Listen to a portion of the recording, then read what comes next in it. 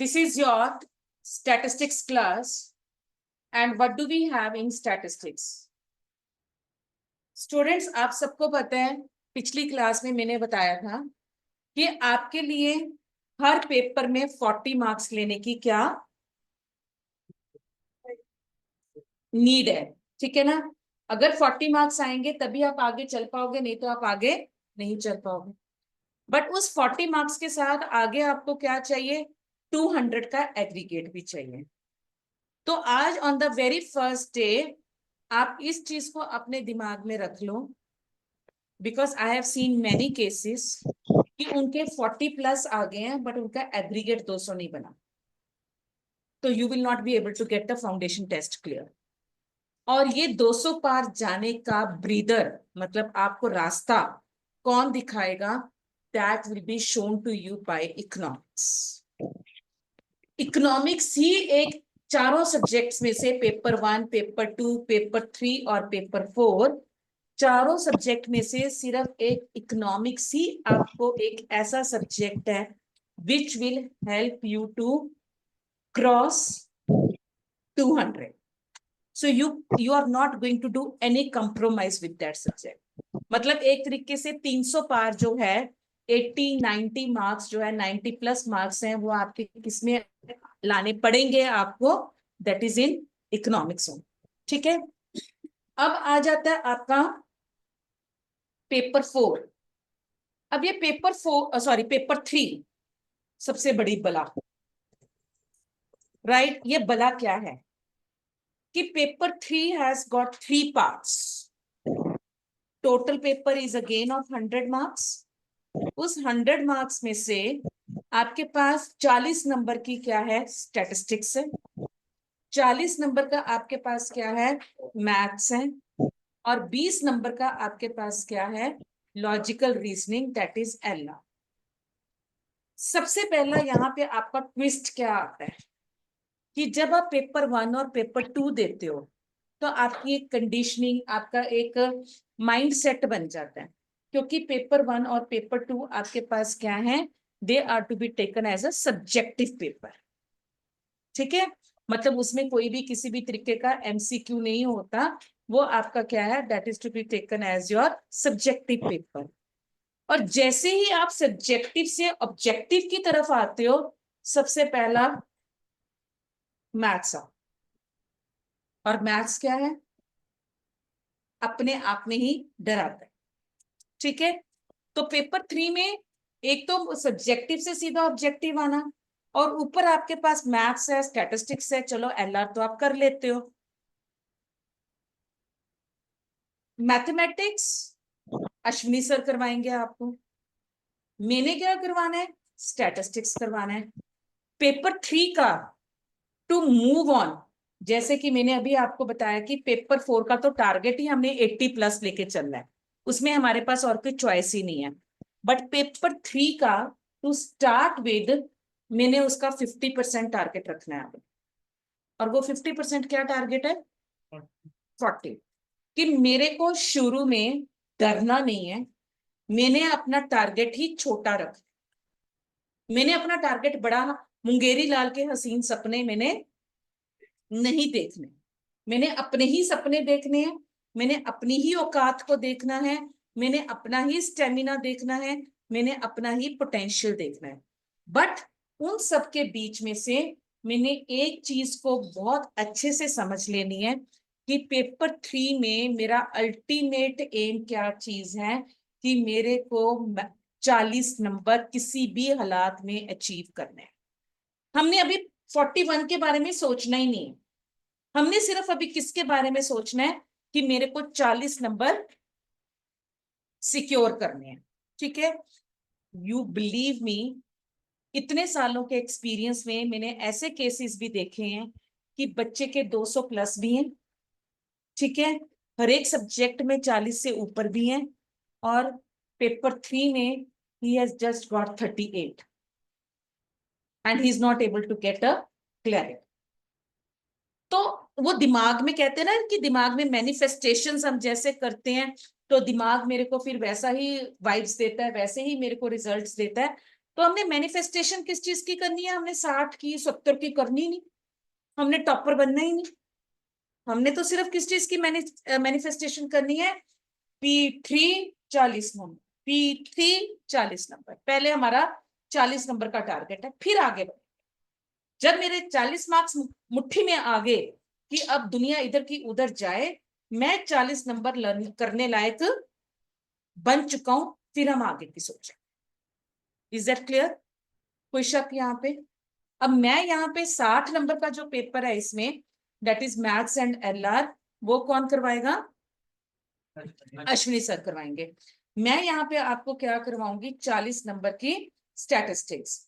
और ये 40 नंबर की स्टैट्स में if I am going to give you कि इसकी आपके पास क्या चीज है, ये भी आपका MCQ है।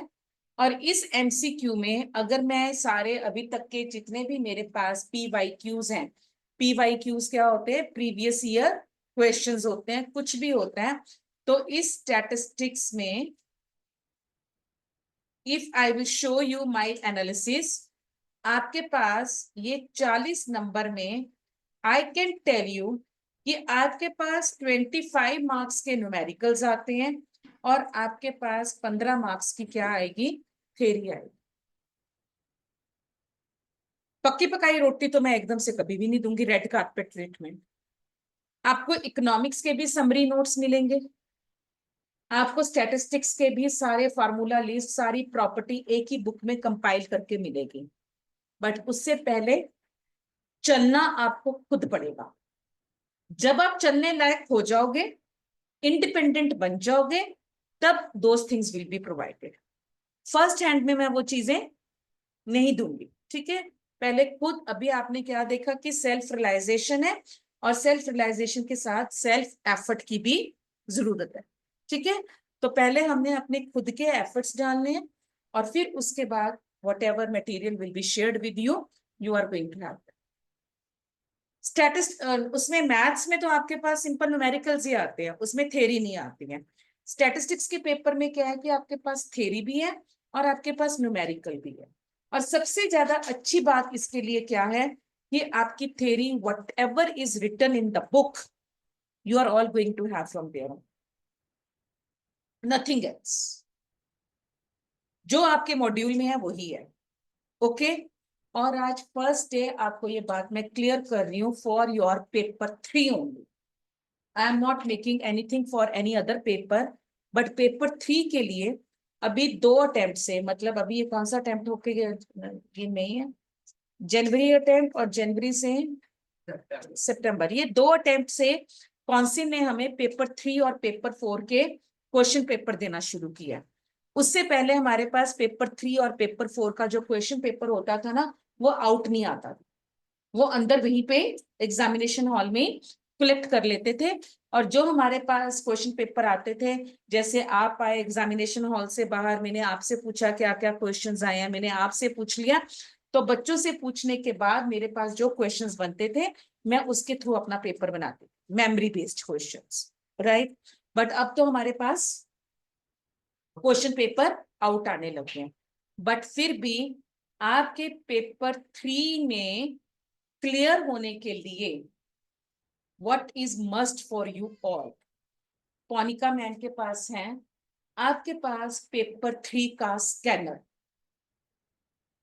पेपर 3 का स्कैनर आपको पोनिका मैम से खरीदना ही खरीदना है, क्योंकि उसमें पीछे के 20 सालों के क्वेश्चन, 15 सालों के क्वेश्चंस आपके पास हैं, विद सॉल्यूशंस हैं।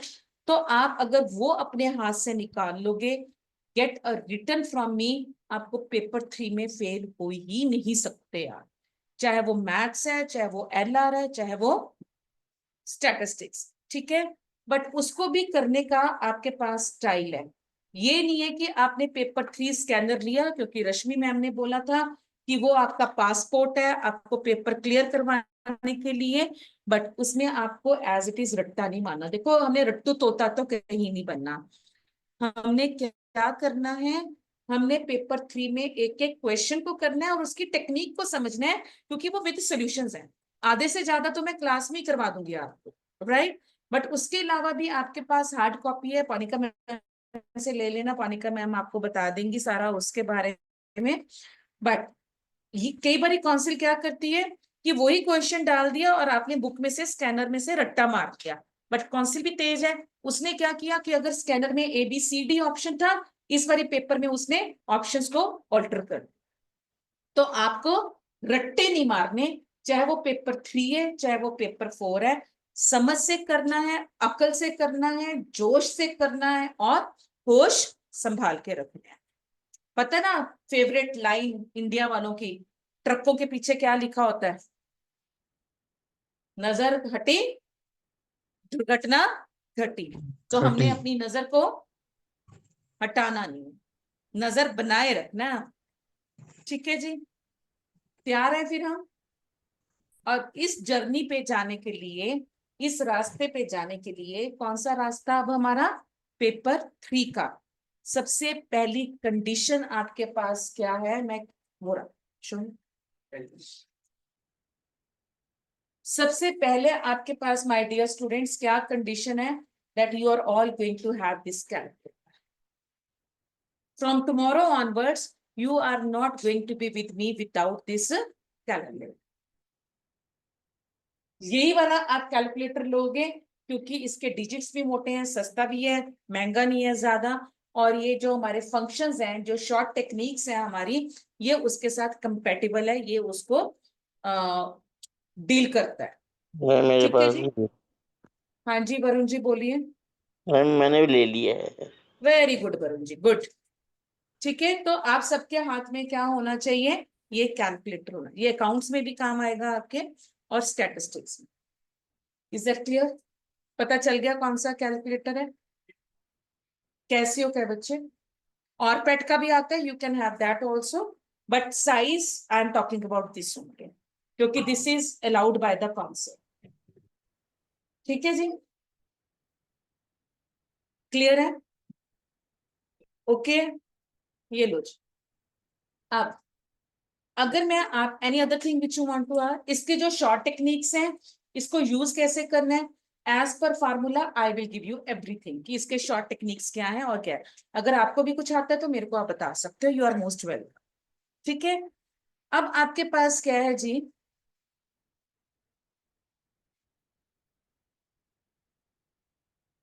इस पेपर 3 का जो स्टैटिस्टिक्स का पोर्शन है, मेरे पास क्या क्या चैप्टर्स हैं विद वेटेज? मैम कौन सा कैलकुलेटर? बेटा कैसियो का या ऑरपैट का, कुछ भी खरीद लेना आप। ठीक है, साइज मैंने अभी आपको दिखाया है, आई विल टेल कि इसकी इमेज ग्रुप में भेज देंगे आपको। अब आपके पास यहाँ पे चैप्टर 1 है। चैप्टर 1 क्या है? आपकी इंट्रोडक्शन है कि I do have a statistics. फिर उसके पास आपके पास अगला है, that is to be taken as a sampling. ये न्यू चैप्टर इंट्रोड्यूस हुआ है, पहले नहीं होता था। ठीक है, फिर इसी चैप्टर के आगे मेरे पास MCT है, that is measures of central tendency, जो कि आप मोटी मोटी भाषा में कह लो मीन मीडियन मोड करते थे, हम उससे आगे जाएंगे। ठीक है, और फिर मेरे पास आता है मेजर्स ऑफ डिस्पर्जन, जो कि आप स्टैंडर्ड डिविएशन, क्वार्टाइल डिविएशन, ये सारा कुछ करते थे, बट हम इससे आगे जाएंगे। तो ये 4 आपके पास इकट्ठे भाई बंधु हैं, रिश्तेदार हैं। और ये 4 भाई बंधु रिश्तेदार आपके पास क्या करेंगे? 40 नंबर के पेपर में से आप मान के चलो कि आपको इसमें से, इन चारों में से आपके पास 15 to 18 marks questions are going to be from this one. 15, minimum 15, maximum it can be 20। ठीक है, बट 20 कई बार बहुत ज्यादा हो जाता है, तो हम 15, मिनिमम 15 ही लेके चलते हैं, हम ज्यादा नहीं लेके चलते। But they are going to be from this 4 chapters. और इन 4 चैप्टर में से सबसे ज्यादा इंपॉर्टेंट आपका इंट्रोडक्शन है, and then MCT, measures of central tendency. ठीक है जी, उसके बाद आपका शुरू होगा चैप्टर 2। चैप्टर 2 क्या है आपका? It is to be taken as a probability and theoretical distributions. किस किसने पहले मैथ्स किया हुआ है? नॉर्मल +2 में। डिस्ट्रीब्यूशन, हाँ जी +2 में बेटा। नॉर्मल डिस्ट्रीब्यूशन, पॉइसन डिस्ट्रीब्यूशन, ठीक है ना। डरना नहीं है, डराना है उनको हमने। बट मेरे पास ये प्रोबेबिलिटी और थ्योरेटिकल डिस्ट्रीब्यूशन है। कंबाइंड इसकी जो वेटेज है that is for 10 marks. But paper में मेरे पास ये 5 नंबर का है, और ये भी आपके पास क्या है, this is also going to be taken as for 5। ठीक है, प्रोबेबिलिटी के कितने क्वेश्चंस हैं? 5 नंबर के। थ्योरेटिकल डिस्ट्रीब्यूशन के कितने क्वेश्चंस हैं? 5 नंबर के। ठीक है, अब इस 5 नंबर में मेरे पास क्या है कि आपके पास 2 क्वेश्चंस थ्योरी के आगे, 3 क्वेश्चंस आपके पास न्यूमेरिकल आगे, ऐसे होगा। पांचों के पांचों क्वेश्चंस न्यूमेरिकल होंगे, ऐसा नहीं। क्लियर? तो आपके पास ये 25 नंबर हो गए। अगर मैं 15 नंबर का पहले लेके चल रही हूँ और 10 नंबर का ये लेके चल रही हूँ, तो आपके पास टोटल कितने हो गए? 25। ठीक है, फिर आपके पास आया चैप्टर 3, और वो चैप्टर 3 क्या है? That is to be taken as a correlation and regression.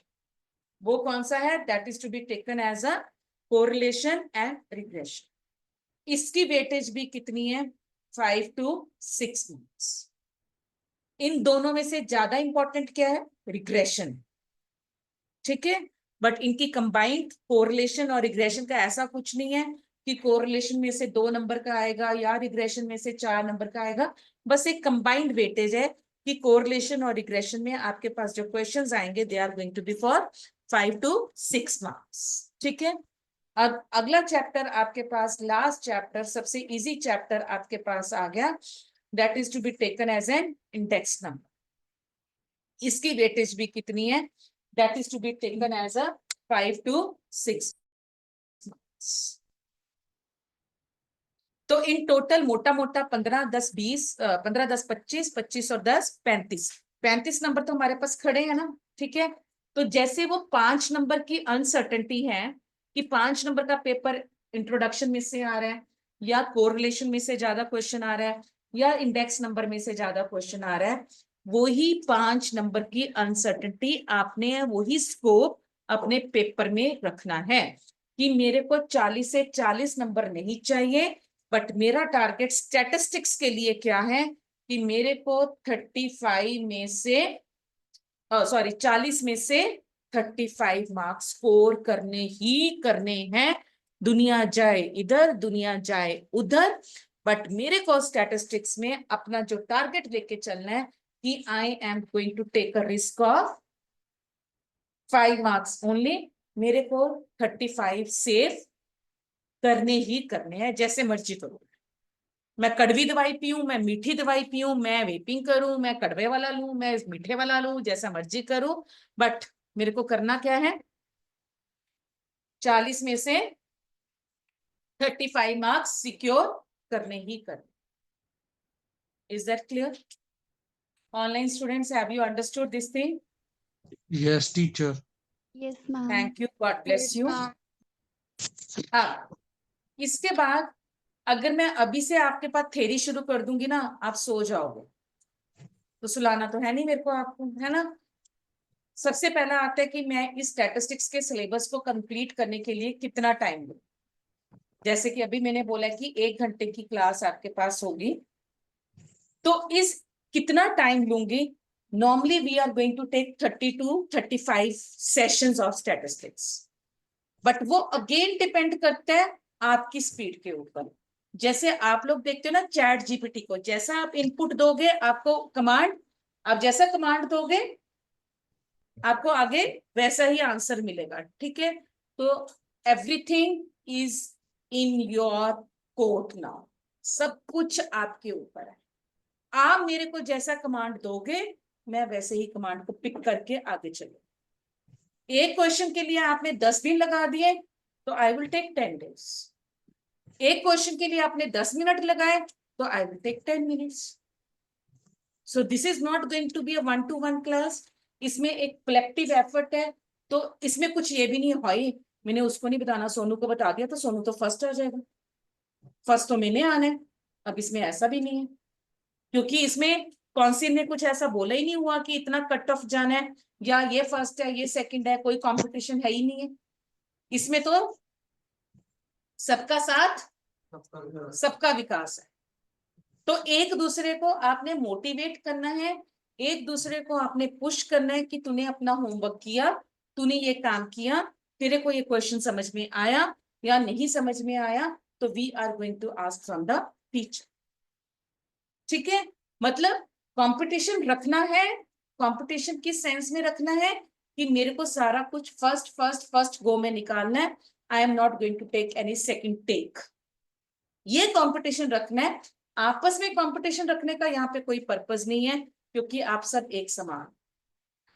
और मेरी सबसे बड़ी अचीवमेंट क्या होगी, when I am going to get the 100% result, that will be my biggest achievement, life time achievement award. Okay, तो minded कि आप सब एक दूसरे को पुश कर रहे हो, मोटिवेट कर रहे हो, and you are not going to be secretive in your knowledge. ठीक है, अब इसके साथ we are going to start with statistics. सबसे पहले और फिर न्यूमेरिकल्स पहले करेंगे, राइट, थ्योरी पार्ट बाद में करेंगे। Anyone can they tell me कि ये स्टैटिस्टिक्स होता क्या है, कौन सी बला है ये? मैम हाँ जी, collection of data, organisation of data, ऐसे good, very good. Presentation. Anybody else? To my right hand side boys. Statistic Collection is of, the science. Statistic is the science of collecting, analyzing. एक minute ग्रीष्म जी मेरे को कुछ बता रहे हैं। ग्रीष्म जी क्या आप रिपीट करेंगे please? Statistics is the science of collecting, analyzing, interpreting, and presenting data. बिल्कुल सही बोला आपने, बट मैं थोड़ी नालायक हूं, मैंने तो शुरू से ही बता दिया। मेरे को इतनी जल्दी ये हैवी हैवी वर्ड्स नहीं समझ में आते, आपको भी नहीं आते ना, फिर इतनी दुखी आत्मा क्यों बने हुए हो?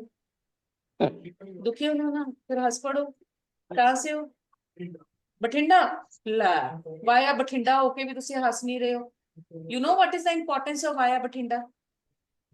कभी सुना है बठिंडा हिस्ट्री में फेमस क्यों है?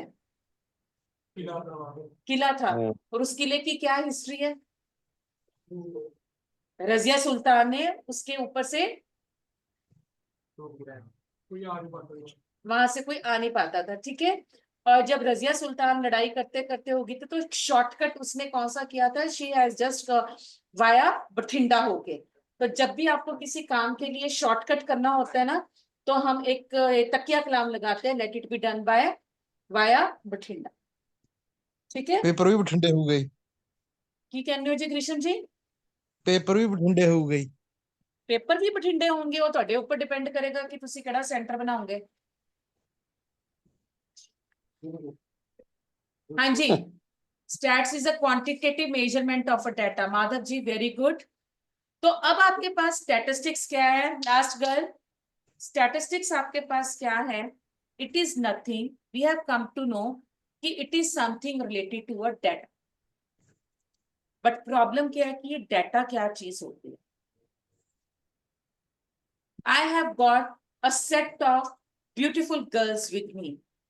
ये क्या है? ये डाटा। तो डाटा है ना।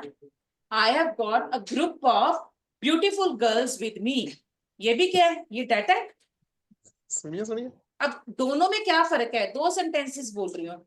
I have got a group of beautiful girls with me. I have got 4 beautiful girls with me. क्या फर्क हुआ साइकिल दोनों में? साइकिल में डाटा है। एक में मैंने नंबर मेंशन कर दिया और दूसरे में मैंने सिंपल एक बनाया। एक में मैंने बोला रश्मि मैम इज वेरी इंटेलिजेंट, ये क्या है? क्वालिटी है, ठीक है ना। बट एक में मैं बता रही हूँ कि आई स्कोर्ड 95 इन इकोनॉमिक्स, ये क्या हो गया? ये एक मेरा प्रूफ दे रहा है कि यस आई एम इंटेलिजेंट, ठीक है। तो जो स्टैटिस्टिक्स है ना, स्टैटिस्टिक्स मेरे आए नहीं थे वैसे 95, वो तो वैसे ही झूठ बोला मैंने। ठीक है, आप सीरियस हो गए थे ना? नहीं, आपके पीछे जो बैठे। तो स्टैटिस्टिक्स क्या है बेटा? स्टैटिस्टिक्स सिर्फ एक न्यूमेरिकल नंबर को डील करता है, नंबर गेम है ये सारी, ठीक है। ये सिर्फ अंकों का जो कहते हैं ना न्यूमेरिकल नंबर जो है, बट क्या हर number is going to be taken as a statistics? No, every number is not to be taken as a statistics. क्या every data is to be taken as a statistics? No, every data, of course it is a quantitative data, but every data is also not to be taken as a statistics. तो फिर आपके पास statistics क्या है? statistics आपके पास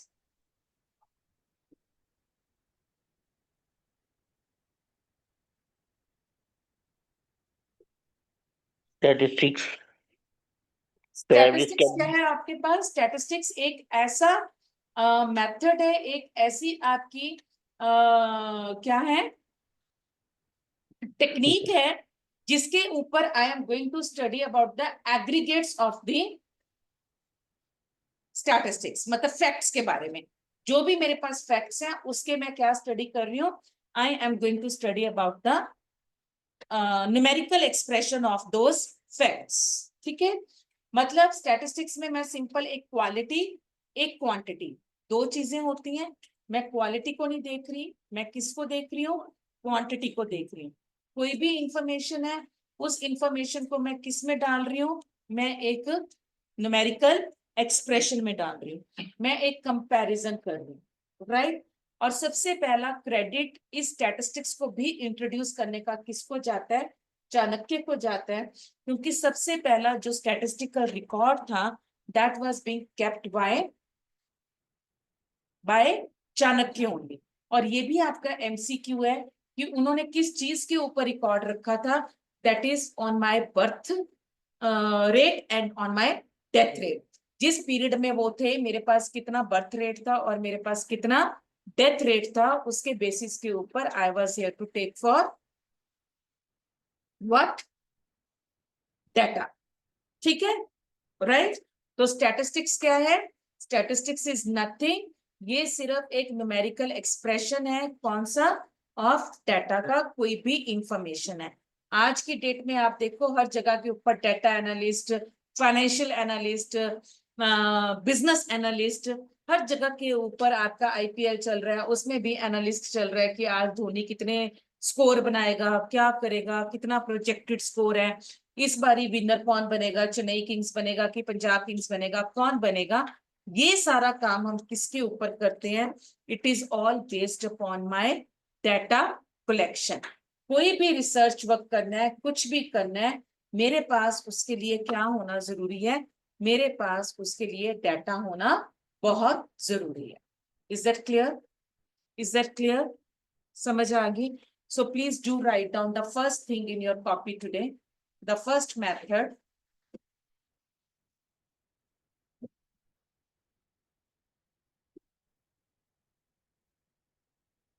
measures of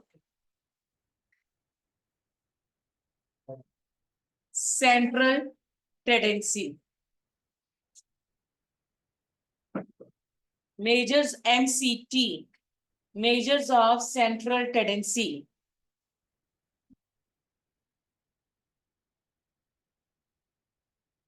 अब ये central tendency क्या मतलब होता है?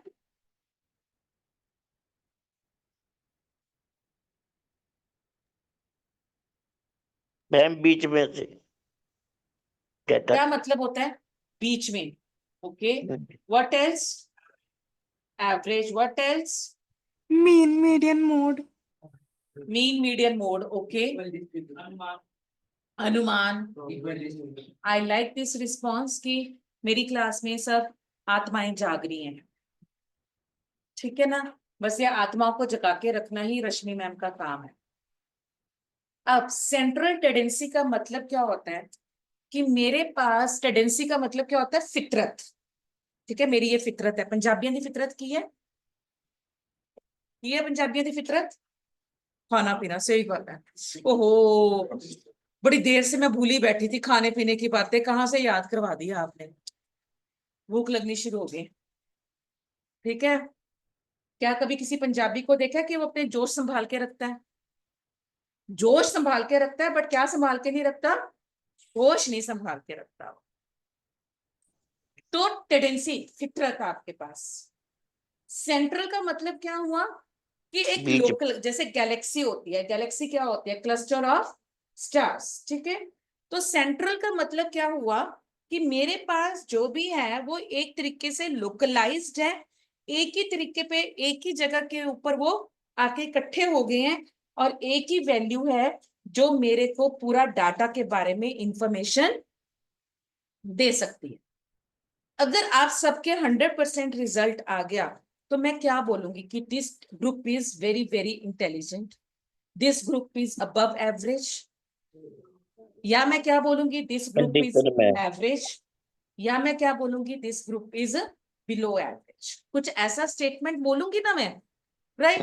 तो ये स्टेटमेंट मैं किस बेसिस के ऊपर बोलूंगी, एक फिगर जो मेरे को इंटरप्रिटेशन करने में हेल्प करेगी, राइट। और वो मेथड्स क्या होते हैं, that is to be taken as a measures of central tendency. तो मेजर्स ऑफ सेंट्रल टेंडेंसी में मेरे पास कितने मेथड्स होते हैं, ये आपका फर्स्ट एमसीक्यू है। मेरे पास कितने मेथड्स होते हैं, मेरे पास कितने मेथड्स होते हैं, the first one is to be taken as an average, second one is to be taken as a median, and the third one is to be taken as a mode. The first one is taken as an average, the second one is taken as a median, and the third one is taken as a mode. आगे आपके पास जो average है that is again for 3 types. आपके पास जो average है वो भी कितनी टाइप की होगी, 3 टाइप की होगी, arithmetic mean, geometric mean and harmonic mean. Arithmetic mean, geometric mean, AM, GM and HM। क्या क्या हो गया मेरे पास, AM, GM and HM। Online students, I hope you are all writing it down. Yes, ma'am. Isha, Yes, Harpreet, ma'am. Tanish, क्या हुआ, हलचल ज्यादा होगी, क्या हो गया, ऑल ओके। अब मीडियन क्या है, median is to be taken as what, it is to be taken as my partition value. ये मेरे को क्या करता है, ये मेरे को डिवाइड करता है पूरे डाटा को। तो जब ये पार्टीशन वैल्यू है तो I am going to have 3 partition values. कौन कौन सी होगी, quartiles, deciles, and then it is going to be taken as a percentiles. Quartiles, deciles, and the third one is to be taken as a percentile. Mode बेचारा अकेला, उसका कोई सगा बंधु नहीं है, उसका कोई रिश्तेदार नहीं है, कोई ताया चाचा नहीं है, वो अपने आप में मोती जी की तरह हीरो है, राइट। ओके, तो मोड अपने आप में यूनिक है, बिल्कुल ही डिफरेंट है, ठीक है जी, राइट। आज हम जो शुरू कर रहे हैं, we are going to start, जो कि आप सबको आता है, बहुत इजी है, we are going to start with arithmetic mean, ठीक है, राइट डाउन। ग्रीशम जी, मेरे को आपके हार्ट्स बड़े नजर आ रहे हैं, मेरे को पता चल गया आपका नाम ग्रीशम ऋषि है। Thank you for providing these hearts, but ऐसे कोई सोनी कुड़ी अजय बैठी नहीं है जिन्हों मैं हार्ट्स फॉरवर्ड कर सका, ठीक है ग्रीशम जी। चाहे हार्ट्स अपने को वापस ले लो, बेचारे ने ना सस्ता ना बनाओ।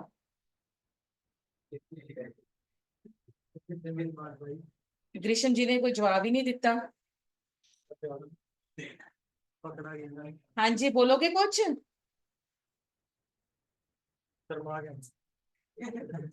आपके पास सबसे पहला average which we are going to start today. Greesham ये रिमूव कर दो बेटा प्लीज, ये मेरे से रिमूव नहीं हो रहे हैं, मैथों भी नहीं हो रही, ਤੁਹਾਡੇ ਇਹਦੀ ਗਲਤੀ ਨਾ ਲੱਗੀ, ਮੈਂ ਤਾਂ ਆਹ ਪੈਨਸਲ गलती ਹੀ ना ਨਹੀਂ लगे, ਦੇਖਦਾ ਸੀ। कोई गल नहीं पुत्त, उम्र का तकाजा है, कोई गल नहीं, एक्सेप्टेबल।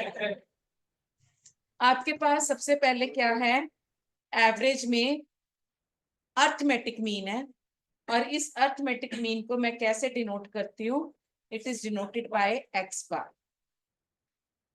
कैसे डिनोट करते हैं हम, एक्स बार। अब इससे पहले कि हम आगे के मेथड सीखें, आई वुड लाइक, क्योंकि मेरे को नहीं पता कि आपको कितना आता है कितना नहीं आता, I am taking you class 1 students only, ठीक है। तो जब आपने अभी देखा कि स्टैटिस्टिक्स क्या चीज है, statistics is to be taken as a collection of data. तो जब मैंने डाटा, मेरे पास इतने बच्चे बैठे हैं, अब मेरे को रिजल्ट देना है, राइट। तो मैं डाटा कलेक्ट करूंगी, 1000 बच्चे बैठे हैं तो बहुत मुश्किल हो जाता है, तो मेरे को अपना तरीका सिंप्लीफाई करना पड़ता है, ठीक है। तो मेरे पास उस चीज के लिए सेम डाटा को प्रेजेंट करने के लिए 3 तरीके हैं, और वो 3 तरीके क्या है, या तो मेरे पास इंडिविजुअल सीरीज हो गया, या मेरे पास क्या हो गया, डिस्क्रीट सीरीज, या मेरे पास क्या हो गया, कंटिन्यूस सीरीज। कौन कौन से 3 मेथड्स हो गए, या तो मेरे पास इंडिविजुअल सीरीज है, या मेरे पास डिस्क्रीट सीरीज है, या मेरे पास कंटिन्यूस सीरीज है। इंडिविजुअल सीरीज में मेरे बच्चों क्या होता है कि मेरे पास किसी भी तरीके का कोई अरेंजमेंट नहीं है, मेरे पास जैसे मार्क्स दिए गए हैं, I am going to study about those marks as it is only, ठीक है। कोई अरेंजमेंट नहीं है, कोई सिस्टम नहीं है, कोई मैकेनिज्म नहीं है। मेरे पास 50 बच्चे हैं तो मैं 50 बच्चों का वैसे ही पढ़ रही हूँ, मेरे पास 1000 बच्चे हैं तो मैं 1000 बच्चों का ऐसे ही पढ़ रही हूँ। टोटली मेरे पास क्या है, अनऑर्गेनाइज्ड, ठीक है जी, राइट। अब ये तो क्योंकि मैं तो एआई की दुनिया में हूँ, मेरे को तो अपनी चीजें क्या करनी है, सिंपल करनी है। तो मैंने सेम डाटा को थोड़ा सा सिंप्लीफाई कर दिया, और वो सिंप्लीफाई करने के लिए मैंने यहाँ पे क्या किया, I have put x and F. What I have done, x and F. X क्या हो गया, मेरा वेरिएबल, एफ क्या हो गया, मेरी फ्रीक्वेंसी।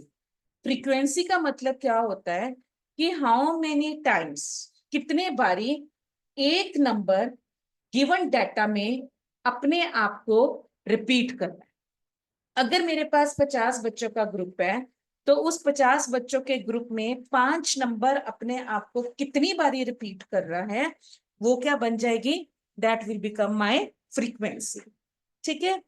बट डिस्क्रीट सीरीज की सबसे बड़ी प्रॉब्लम क्या है कि वो एब्सोल्यूट नंबर को पढ़ती है, मतलब 5 कितने बच्चों के आए, 10 कितने बच्चों के आए, 15 कितने बच्चों के आए, 20 कितने बच्चों के आए। I am simply going to study about that only.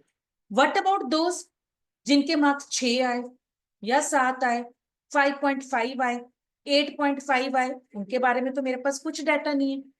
मेरे पास जो डाटा है वो किसके बारे में है कि how many students have got 5, how many students have got 10, in between जो है वो नहीं है मेरे पास। तो मेरे को ये प्रॉब्लम भी क्या करनी थी, सॉल्व करनी थी। तो मेरे पास क्या आया, मेरे पास रेंज आया, कंटिन्यू सीरीज, कि मैंने वहां पे इंटरवल बना दिया, मैंने वहां पे क्या बना दी, रेंज बना दी। और वो रेंज क्या दी कि मेरे पास क्लास इंटरवल है और मेरे पास क्या है, फ्रीक्वेंसी। क्लास इंटरवल मान लो मैंने कह दिया 0 to 10 है, then I have got 10 to 20, I have got 20 to 30। आज कैलकुलेटर नहीं है, इस करके कोई कैलकुलेटर वाला काम नहीं है अभी करवा रही। सिंपल आगे बढ़ने के लिए जो चीजें आपको चाहिए, I am giving you that. इतना समझ में आया। अब जब इतनी बात मेरी समझ में आ गई, तो मेरे पास कुछ वैरायटी नजर आएगी in case of a continuous series. और वो कंटिन्यूस सीरीज में मेरे पास क्या वैरायटी है कि मेरे पास डाटा है 0 to 10, 10 to 20, 20 to 30 like this, ठीक है। अब इसमें जो मेरी लेफ्ट हैंड साइड की तरफ है, that is 0, 10 and 20. What is this called as? This is called as a lower limit. और जो मेरी इस तरफ के ऊपर है, इसको मैं क्या बोलती हूँ, this is called as my upper limit, ठीक है। इसको मैं डिनोट करती हूँ L1 के साथ, इसको मैं डिनोट करती हूँ L2 के साथ। तो जब मैं इसको L1 और L2 को मतलब डिनोट करती हूँ, इसका लिमिट्स क्या है, मैंने आपको क्या बोला 0 to 10, बट आप क्या देख रहे हो कि यहाँ पे 10 2 बार ही आ रहा है। आप क्या देख रहे हो, यहाँ पे 22 टाइम्स आ रहा है। मतलब क्या हुआ कि जहां पे ये ओवरलैपिंग होगी, जहां पे नंबर अपने आप को क्या करेगा, रिपीट करेगा, उसमें जो अपर लिमिट वाला नंबर है ना, दैट विल बी एक्सक्लूडेड। मतलब जब मैं डाटा कलेक्शन करूंगी 0 to 10 के बीच में कौन से नंबर्स आएंगे, जो 0 to 9.5 तक के है। 9.5 का जितना भी उसके बाद का नंबर होगा वो किस में आएगा, it will be in 10। 10 to 19.5 जितने भी नंबर होंगे वो किस में रहेंगे, वो इसमें रहेंगे। 19.5 मतलब 20 से जो भी नंबर होगा वो इसमें। ठीक है, मतलब जब ऐसी वाली सीरीज होती है ना, इसमें हम अपर लिमिट को, इसमें हम अपर लिमिट को क्या कर देते हैं, हम एक्सक्लूड कर देते हैं। अपर लिमिट को हम क्या कर देते हैं, एक्सक्लूड कर। इसके कॉन्ट्रेरी मेरे पास एक और आता है, जब क्लास इंटरवल मेरे पास आ गया 0 to 9, 10 to 19, 20 to 29। अब इसमें कोई ओवरलैपिंग नहीं है, तो इस सीरीज को हम क्या बोलेंगे, this will be called as mutually inclusive series. ये सीरीज आपकी कौन सी है, this is to be taken as a mutually exclusive series. जिसमें अपर लिमिट एक्सक्लूड है उसको म्यूचुअली एक्सक्लूसिव, जिसमें अपर लिमिट एडेड है उसको हम क्या बोलेंगे, म्यूचुअली इंक्लूसिव।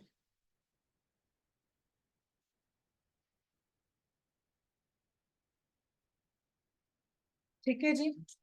अब इकोनॉमिक्स क्या करती है, economics is going to study about a mutually exclusive series. क्योंकि आपके पास इकोनॉमिक्स क्या है, देखो इकोनॉमिक्स और स्टैटिस्टिक्स दोनों भाई भाई हैं अच्छे वाले, कभी लड़ते नहीं है वो आपस में। ठीक है, और इकोनॉमिक्स एक क्या है, एक सोशल साइंस है। Why it is to be called as social science, क्योंकि इकोनॉमिक्स ह्यूमन बिहेवियर को पढ़ती है। जब मेरे पास ये ह्यूमन बिहेवियर है तो उसके साथ मेरे पास और क्या है, साइकोलॉजी भी है। क्योंकि साइकोलॉजी क्या करती है, दिल की बात पढ़ती है, बट वो पढ़ती ह्यूमंस को ही है। ठीक है, तो यहाँ पे जब ये मेरे पास म्यूचुअली एक्सक्लूसिव और म्यूचुअली इंक्लूसिव हो गया, साइकोलॉजी वाले इसको पढ़ते हैं और इकोनॉमिक्स वाले एक्सक्लूसिव को पढ़ते हैं। साइको वाले क्या कहते हैं कि इकोनॉमिक्स वाले तो पागल हैं, उनको पता ही नहीं कि क्या करना है क्या नहीं करना, वो तो कुछ नहीं आता उनको। और इकोनॉमिक्स वाले क्या कहते हैं कि साइको वाले साइको हैं, उनको कुछ नहीं पता। तो इन दोनों की आपस में लड़ाई चलती रहती है। बट यहाँ पे जो इंक्लूसिव है, मैं इकोनॉमिक्स पढ़ रही हूँ, मेरे को इंक्लूसिव को किस में कन्वर्ट करना है, एक्सक्लूसिव में कन्वर्ट करना है। और वो मैं कैसे कन्वर्ट करती हूँ, I am going to do -5 from lower limit and +5 to upper limit. Clear है जी, ठीक है जी, ये बात समझ में आई ऑनलाइन स्टूडेंट्स। Yes, हाँ। ma'am. अब इसके बाद मेरे पास और कौन सी सीरीज हो सकती है, आई कैन हैव, ये बाद में करेंगे क्योंकि ये वाली सीरीज अभी आपको समझ नहीं आएगी। Write down the first formula, ताकि हम इससे कल शुरू करेंगे।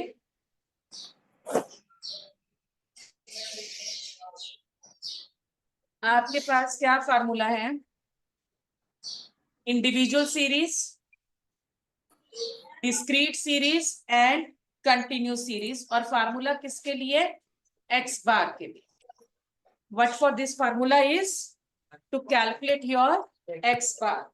क्या फार्मूला है, सबसे पहले X bar is equal to sigma, इस साइन को हम क्या बोलते हैं, sigma, sigma X upon N, total of observations divided by number of observations. X bar को हम यहाँ पे क्या बोलते हैं, sigma F x upon sigma f, sum of frequency, frequency और उसका टोटल।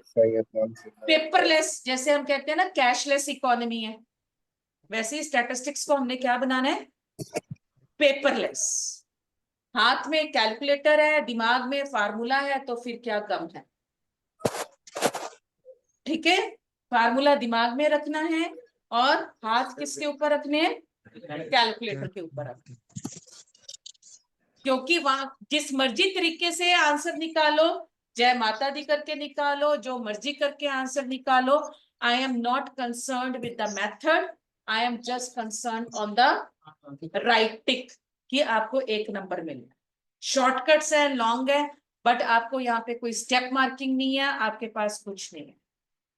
ठीक है, तो ट्राई कि आप फार्मूला को रिकॉल करो और उसके साथ कैलकुलेशन के ऊपर कैलकुलेट करो। ठीक है, अब लास्ट में कंटिन्यूस सीरीज में आपके पास क्या फार्मूला आ गया, x bar equals to sigma f m upon sigma F,